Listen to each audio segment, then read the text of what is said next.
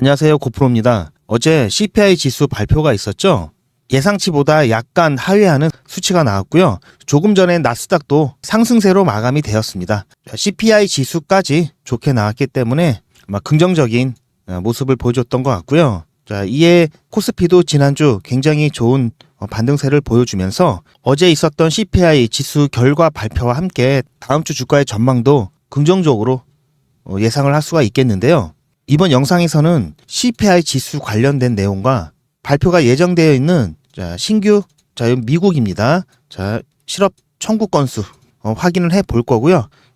이에 따른 금리가 어떻게 변동이 될지 이 부분에 대해서 여러분들께 안내 말씀을 드릴 테니까 영상 끝까지 시청해 주시고요. 다음 주 투자 방향 같이 잡아보는 시간을 갖도록 하겠습니다. 본 내용에 앞서서 여러분들 구독과 좋아요 한 번씩 부탁드리고요. 구독은 안 하시더라도 좋아요만큼은 꼭 부탁드리겠습니다.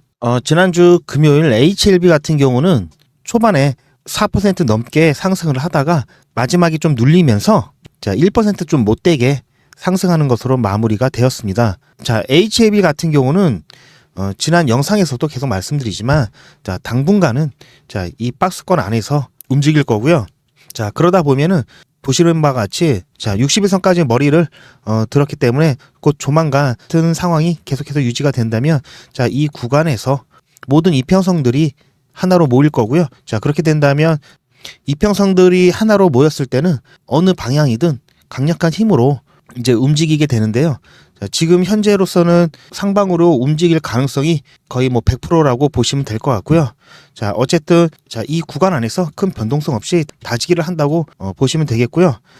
거래량 같은 경우도 이 구간 이평선들이 수렴하고 이슈들 명분들이 터질 때 거래량이 급증하면서 급등을 하겠죠. 여러분들이 이제 뉴스나 이슈들 나오는 걸 보면은 굉장히 좋은 이슈들이 나옴에도 불구하고 HLB 같은 경우는 주가가 계속해서 이렇게 큰 움직임이 없다라는 것은 현재 HLB 주가를 움직이는 것은 개인이 아니죠. 제가 지난 영상에서도 말씀드렸듯이 지금 개인이 보유하고 있는 양은 굉장히 줄어들었기 때문에 원래부터 개인이 어떤 주가를 움직이는 주체가 아님에도 불구하고 더더욱 이렇게 물량이 줄어든 상황에서 개인은 어떠한 가격 결정권을 가지고 있지 않고요. 지금 거의 대부분을 보유하고 있는 외인들과 기관들이 주가를 움직이지 않고 있다는 얘기죠. 그렇다라고 한다면 외인들과 기관은 현재 주가를 움직여 봤자 결국은 이 물량들을 개인들이 받아줘야 되는데 어설프게 움직이다 보면은 개인들이 이 물량을 받을 리가 없겠죠. 따라서 확실한 명분이나 이슈가 있을 때 그때 거래량을 터뜨리면서 가격을 급등시키겠죠. 따라서 아직까지는 당분간은 계속해서 이러한 모습을 유지를 할 것이고 그렇게 된다면 이평선은 이 부근에서 하나로 수렴할 것으로 보고 있습니다. 급등의 신호탄이 될 만한 소식들이 다음 달에 있을 FDA 재심사 신청, 이 신청만으로 부족하고요. 이게 클래스 1로 갔을 때 힘을 많이 받을 수가 있겠고요. 클래스 2로 간다면 조금 더 지루한 움직임을 가져갈 것으로 보고 있고요. 우리는 이 부분까지도 대비를 해야 되겠죠. 만약에 이렇게 간다면 외인들과 기관들 같은 경우는 이 주가 갑작스럽게 올릴 수 있기 때문에 더 빠른 대응이 필요할 거고요. 어찌됐든 지금 8월 그다음에 9월의 신청일까지는 큰 움직임은 없을 것으로 예상을 하고 있습니다. 제가 뒤에서 여러분들 비중 확대 자리랑 신규 매수 자리 안내를 해드릴 거고요. 그리고 언제 가격이 최고조가 될 것인지 이 부분까지도 설명을 해드릴 거니까 여러분들 끝까지 영상을 좀 시청해 주시기 바라고요. 각종 경제 지표 발표, 특히 CPI 그리고 오늘 있을 아까 전에도 말씀드렸듯이 신규 실업수당 청구 건수 발표가 오늘 저녁에 있겠는데요. 그 예상치 같이 한번 보시도록 하시죠. 같이 한번 보겠습니다. 이번 주에 있었던 이제 지수 발표들인데요. 이건 지난번 생산자 물가 지수 발표가 되었고요. 어제 발표되었던 게 소비자 물가 지수가 있죠. 이게 여러분들 많이 들으셨던 CPI죠. CPI. 컨슈머 프라이스 인덱스 CPI고요. 여기 보시면 MOM은 전월 대비, YOY는 전년 대비라고 보시면 되는데요. 지금 발표가 나왔기 때문에 이게 지금 실제 수치가 나와 있는 거고요. 자, 어떻습니까? 이전에 3.0% 전년 대비 자, 예측도 3.0% 큰 변화가 없을 거라고 예측을 했었는데 실제는 약간 하회하는 2.9%죠. 자, 우리가 이 CPI를 주목하는 이유는 경기에 대한 분위기를 좀 파악하는 그런 지표로 사용되기 때문인데요. 자, 이 CPI가 자, 너무 높다.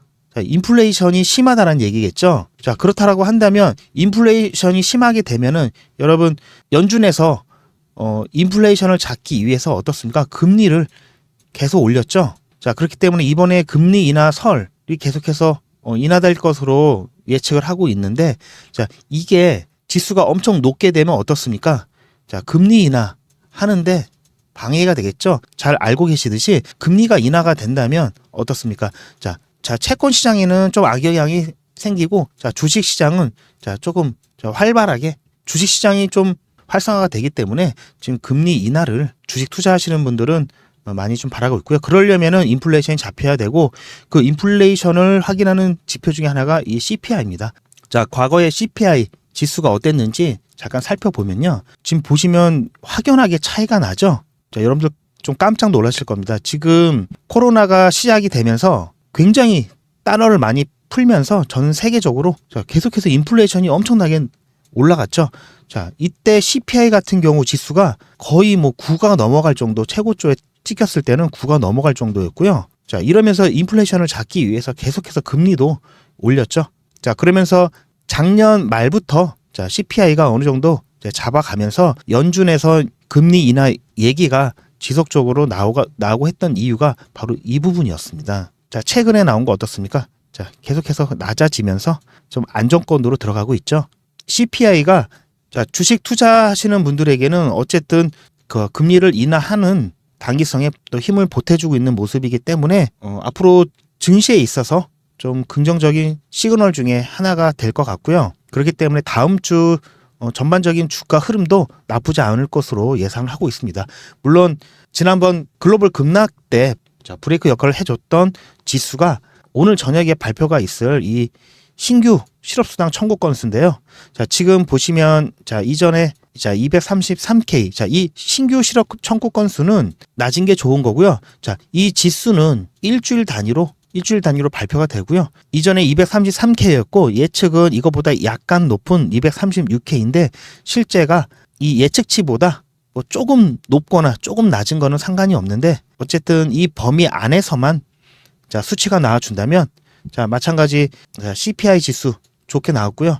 자, 신규 실업 수당 청구 건수 이 부분도 좋게 나와준다면 다음 주 뭐 글로벌적으로도 자, 증시가 나쁘지 않을 것으로 예측을 할 수 있겠습니다. 나스닥 같은 경우는 지난번에 있었던 자, 급락폭을 모두 다 지금 메꿨죠. 자, 우리 국내 증시도 이제 조금씩 거의 다 메꿔가고 있지만 아직은 조금 부족하고요. 그때 충격으로 굉장히 많이 민감하게 오히려 과대 폭락을 맞은 종목들이 상당히 많이 있습니다. 어떻게 보면 지금 흐름 속에서는 기회였다라고 지금 많은 분들이 평가를 하고 있고요. 아직도 그런 기회가 될 만한 종목들이 많이 있으니까 그런 부분들 여러분들 관심을 좀 가지는 게 좋을 것 같고요. 제가 이 지수가 또 발표가 되면은 다시 한번 또 영상을 통해서 여러분들께 또 안내를 드리도록 하겠습니다. 자, 아무튼 자, CPI 지수 다행스럽게 좋은 결과가 나왔고요. 자, 금리 부분에 대해서 잠깐 또 설명을 드리면 자, 보시면은 FOMC가 지금 9월 18일 날 있습니다. 34일 16시간 남았고요. 이게 현재 기준 금리고요. 550 BPS라고 하는데 쉽게 말씀드리면 자, 5.25%에서 5.5% 이렇게 보시면 됩니다. 자, 다음 금리가 어떻게 될 것인지 예측을 하는 건데요. 자, 여기서는 475 BPS, 자, 500 BPS, 자, 이렇게 금리가 내려갈 것이다 라고 하는 것이 자, 거의 어떻습니까? 거의 자, 50 BPS 정도죠. 차이가. 자, 이렇게 내려갈 것이라고 예측하는 것이 36%고요. 자, 25 BPS 인하될 것이라고 하는 것이 이제 64% 여기서 나타내는 거고요. 이게 현재 상황이고요. 불과 어제만 해도 자, 53대 47로 금리를 더 인하를 해야 된다라고 했던 의견이 더 높았습니다. 자, 일주일 전만 해도 압도적으로 높았었고요. 물론 그 전에는 금리를 조금 인하를 해야 된다라는 부분이 더 많았는데요. 자, 보시면 자, 이때 어땠습니까? 주가가 막 엄청 떨어지면서 미국 경기 침체가 온 것이 아니냐. 빨리 금리를 내려야 한다. 막 이런 얘기가 나오면서 자, 긴급 인하설까지도 나왔었는데요. 자, 이때만 해도 자, 금리를 더 내려야 한다. 자, 훨씬 많았죠. 자, 그런데 이제 어제 상황을 보면은 금리를 더 내려야 한다 입장이 많이 줄어들었습니다. 최근에 다시 뭐 전 세계적으로 자, 미국 경기 침체설 아닌 쪽으로 좀 결론이 나고 있기 때문에 급격하게 금리를 내리는 게 아니라 금리 인하도 연착륙으로 천천히 조금씩 내리자는 의견이 지금 우세하고 있고요. CPI 지수 발표 이후에 자, 이렇게 오히려 자, 조금만 인하하자가 금리를 더 많이 인하하자는 쪽보다 더 많죠. 자, 이렇게 이런 변화된 모습을 보이듯이 FOMC에서 자, 회의가 진행되기 전에 바뀔 수가 있는 겁니다. 또 다른 또 경제적 지표라든지 또 경제적 상황이 변화됨에 따라 바뀔 수 있는 거고요. 이거는 뭐 수시로 뭐 중간중간 확인을 하면서 예측이 어떻게 될 것인가. 하지만 중요한 거는 자, 금리가 인하된다는 거죠. 금리는 인하될 것인데 좀 적게 인하될 것인지 좀 더 많이 인하될 것인지 그 차이라고 보시면 됩니다. 어쨌든 자, 금리는 인하될 것이다라고 보시면 될 것 같고요. 자, 이거는 점도표인데요. 자, 보시면은 지금 2024년 현재는 이 정도 수준이 뭐 맞다라고 이제 위원들의 의견입니다. 보시면 이게 이제 중간값이라고 보시면 되고요. 자, 2025년 내년에는 자, 금리가 좀 더 내려가고요. 계속해서 금리가 내려갈 것으로 예측들을 하고 있다는 얘기입니다. 그래서 앞으로 당분간 몇 년간은 특별한 뭐 글로벌적 뭐 이슈나 이런 게 없다면 이렇게 내려갈 것으로 예상을 하고 있다고 보시면 되고요. 자, 어떻게 보면은 자, 주식 시장에서는 긍정적인 자, 시그널이라고 볼 수 있기 때문에 뭐 내년이나 내후년 금리가 계속해서 내려가게 되면은 어쨌든 자, 주식 시장에 신규 자금이 자, 몰릴 가능성이 높아지겠죠. 아무튼 이런 부분 참고하셔서 뭐 주식 투자하시면 도움이 될 것 같고요.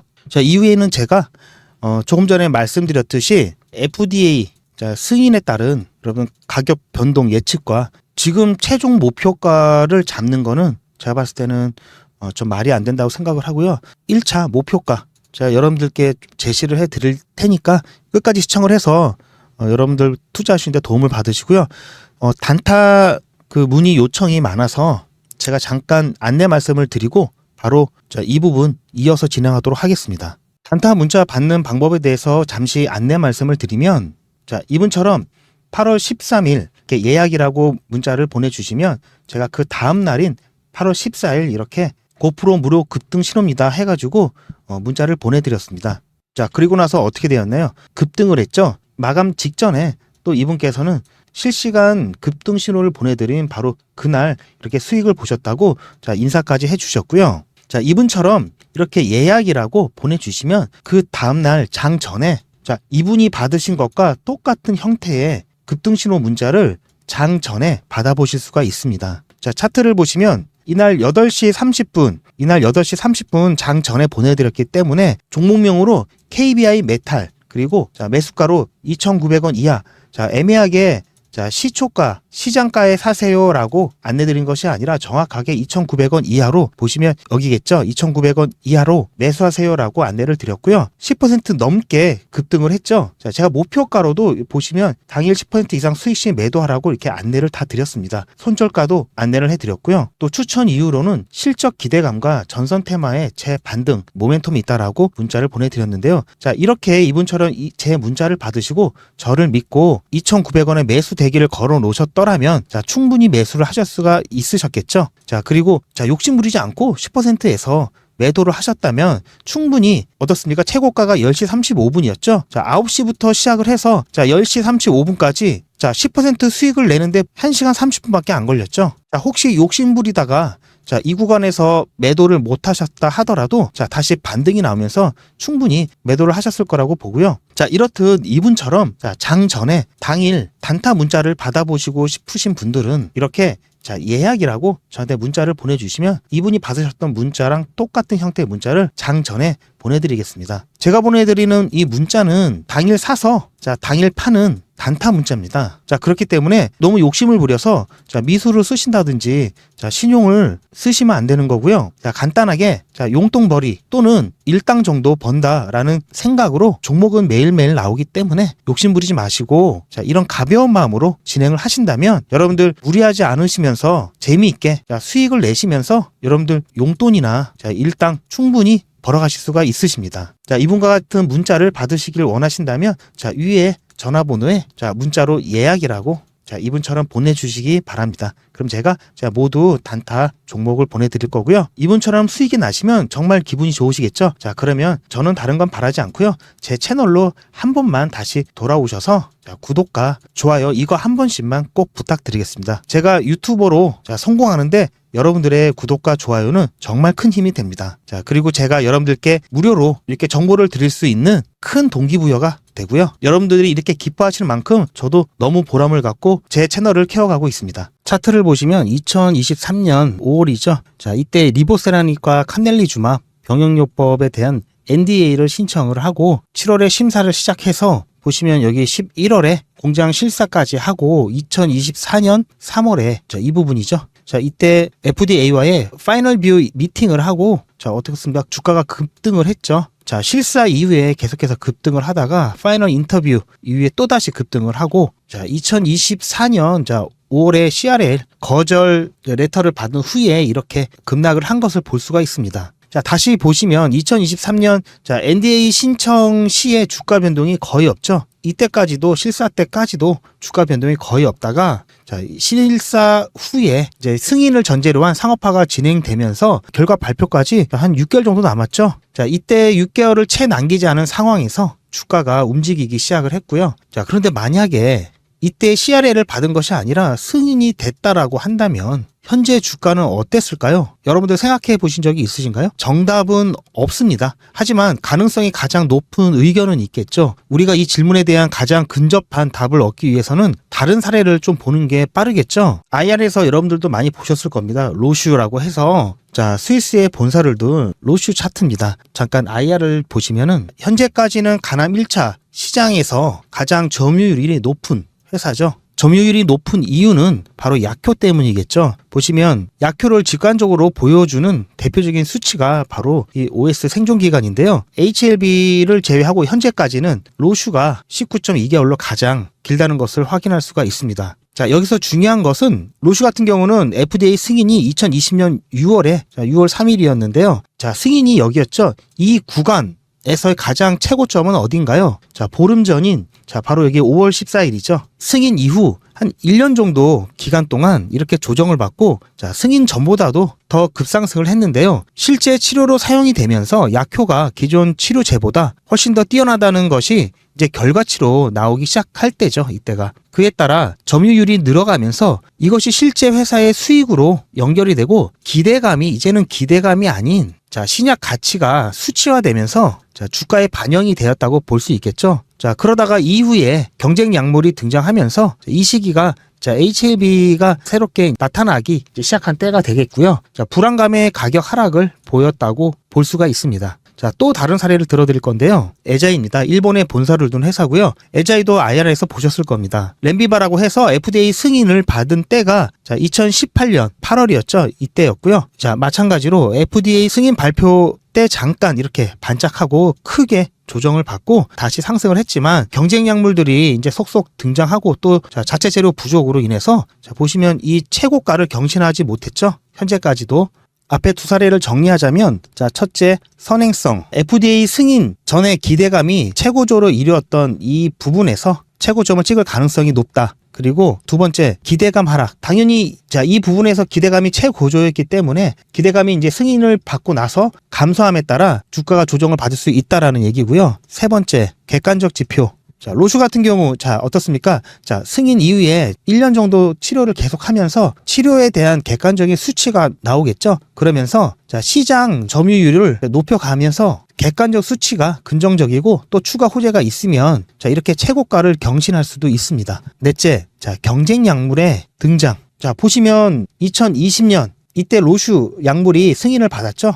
자, 그 전부터 벌써 경쟁 약물의 존재에 대해서 위기를 느끼면서 자, 이렇게 하락을 했고요. 마찬가지 자, 로슈 같은 경우도 어떻습니까? HLB의 등장으로 인해서 자, 위기감에 주가가 하락을 했다고 볼 수 있겠죠. 자, 이렇게 네 가지 정도로 FDA 승인과 관련된 주가의 변동성을 좀 정리를 해볼 수가 있는데요. 그렇다면 아까 드린 질문에 대한 답이 어느 정도 된 것 같죠? 자, 이때 거절이 된 것이 아니라 승인을 받았다라면 자, 이 구간에서 가장 기대감이 크게 달했던 때가 언제였습니까? 이 부분이라고 볼 수가 있겠죠? 자, 이때는 가짜 뉴스와 공매도 때문에 기대감이 꺾였었죠? 자, 그러다가 다시 승인에 대한 기대감이 올라오면서 다시 주가가 상승을 했다가 자, 이때 승인 거절이라는 걸로 기대감이 완전히 죽었기 때문에 이렇게 주가가 하락한 것을 볼 수가 있었습니다. 이 부분만 아니었으면 어떻습니까? 기대감이 더 달했겠죠? 자, 그렇다면은 결국 주가는 자, 기대감이라고 완전히 똑같진 않지만 유사하다라고 볼 수 있겠죠. 자, 그렇다면 현재 이 구간에 자, FDA 승인에 대한 기대감은 어떻습니까? 누가 보더라도 이 구간에서 기대감이 극에 달했다고 볼 수가 없겠죠? 자, 그러면 언제가 기대감이 가장 높을까요? 제 생각에는 발표 한 달 전후가 될 거라고 생각을 하고요. 자, 그리고 앞으로 있을 이제 승인에 대한 기대감 같은 경우는 자, 보시면 저점이 높아졌죠. 그리고 이 구간만 아니었어도 더 높아질 수 있었던 부분이 있었기 때문에 자, 129,000원. 이 가격대를 뛰어넘는 신고가를 기록할 것으로 예상을 하고요. 뿐만 아니라 지난번과 다른 부분이 있다면 제가 지난번 영상에서도 언급을 잠깐 드렸지만 지난번 신청 때는 자, 가격 상승을 제한하는 요소들이 있었습니다. 자, 잠깐 다른 차트를 좀 보시면 자, 대표적으로 공매도가 있었죠. 계속해서 이 구간에서 가짜뉴스를 만들어내면서 자, 주가 하락을 이끌었고요. 그 다음 두 번째 개인들의 차익 실현 매물들 그리고 세력 흔들기에 의한 투매 자, 이런 것들이 가격 제한하는 요소로 있었다면 자, 이번에는 조금 다른 점이 자, 보시면 개인 보유 수량 같은 경우는 이 파란색 선인데 계속해서 하락을 하고 지금 굉장히 개인 보유 수량이 적죠. 이에 반해 외국인 빨간색이고요. 기관이 갈색인데 외인들과 기관들의 물량은 자, 점점 늘어나서 굉장히 높아져 있습니다. 자, 뿐만 아니라 대차장고와 공매도 수량인데요. 자, 대차장고는 공매도를 하기 전에 주식을 미리 빌려야 하기 때문에 공매도를 많이 하던 이때는 대차장고가 높았습니다. 공매도를 준비하기 위해서 미리 주식을 빌려놨다고 볼 수가 있는데요. 자, 지금 현재 구간은 어떻습니까? 대차장고도 많이 줄었고 자, 공매도도 자, 단타성으로 잠깐 주식이 좀 올랐을 때 빼놓고는 거의 잠잠하죠. 그렇다라고 한다면 지난번 자, 가격 상승을 제한하던 요소들 그때와 달리 제한 요소들이 사실상 뭐 거의 없는 상태라고 봐도 무방하겠죠. 자, 그래서 이번에는 지난번보다는 더 상승할 수 있다. 그럴 가능성이 높다라고 보고 있습니다. 하지만 30만원, 50만원, 100만원 이런 드라마틱한 상승보다는 1차적으로 자, 15만원에서 20만원 목표치를 잡고 있고요. 물론 현재 관점이고 중간에 또 다른 이슈나 다른 상황이 전개가 되면은 당연히 이 부분은 수정이 되겠죠. 아까 결론에서도 말씀드렸지만 자, 중요한 것은 언제 수익을 보고 언제 엑시트하느냐겠죠. 잘 사는 것보다 잘 파는 게 더 중요합니다. 자, 넉놓고 FDA 승인 기다렸다가 승인 직후 조정을 받아서 엑시트 하기 전에 애매한 상황이 될 수 있기 때문에 자, FDA 승인 전에 1차 수익 시점을 잡고 전량을 털지 부분만 털지 뭐 그런 상황을 보면서 계좌 수익을 극대화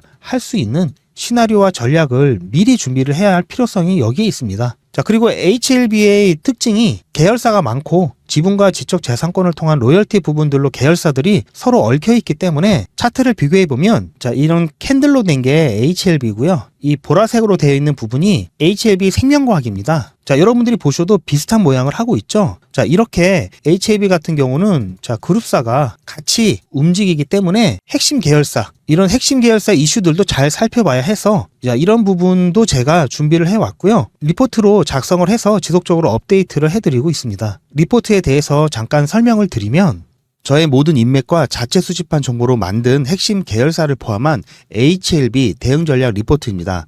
핵심 계열사를 포함한 HLB 기본적 분석과 기술적 분석 그리고 특히 여러분들이 궁금해하실 최종 목표가와 출구 전략을 제시해드렸고요. HLB 같은 경우는 코스닥에서 코스피로 거래소를 옮기는 결정이 되었기 때문에 거래소 이전과 FDA 승인 일정에 따른 대응 전략 등 여러분께 꼭 필요한 내용들을 빠짐없이 모두 담아 놓았고요. 자, 여러분들께서 투자 파이프라인을 넓힐 수 있도록 2024년 제약바이오 핵심 이슈 및 분석, 그리고 2025년 제약바이오 부분에서 가장 핫할 종목 5개를 소개하고 언제 진입하면 좋을지까지 구성을 해놨습니다. 자, 보시면 이 리포트 같은 경우에는 60페이지가 조금 안 되지만 여러분들께서 보기 편하시게 도표를 많이 활용을 해놨고요. 중요 이슈나 사항들이 생겼을 때마다 버전을 업그레이드해서 신청하셨던 분들 모든 분들께 지속적으로 제공을 해드리고 있기 때문에 한 번만 신청하시면 되고요. 중간에 주식 투자를 안 하신다고 하면 그때 수신 거부하시면 발송이 안 되니까 부담 갖지 마시고 한번 받아보셔서 중요한 내용 꼭 참고하시기 바랍니다. 계속해서 업데이트되는 이 리포트를 받으시기를 원하신다면 자, 상단에 있는 이 전화번호에 문자로 구독이라고 보내주시면 업데이트 될 때마다 문자로 발송을 해드리겠습니다. 자, 제가 오늘 너무나 많은 말씀을 드렸기 때문에 마지막으로 정리를 한번 해드리면 과대 폭락으로 바닥 구간에서 자, 주춤할 수 있는 이 종목 리스트를 받기를 원하신다면 자, 문자로 히든을 핵심 계열사 포함한 리포트를 받으시려면 구독이라고 문자 보내주시고요. 그리고 실시간 급등 종목 문자, 자, 당일 단타 문자를 받으시려면 예약이라고 문자 보내주시면 됩니다. 제 긴 영상 보시느라고 너무 수고 많으셨고요. 저는 더 좋은 영상으로 여러분들 찾아뵙겠습니다. 감사합니다.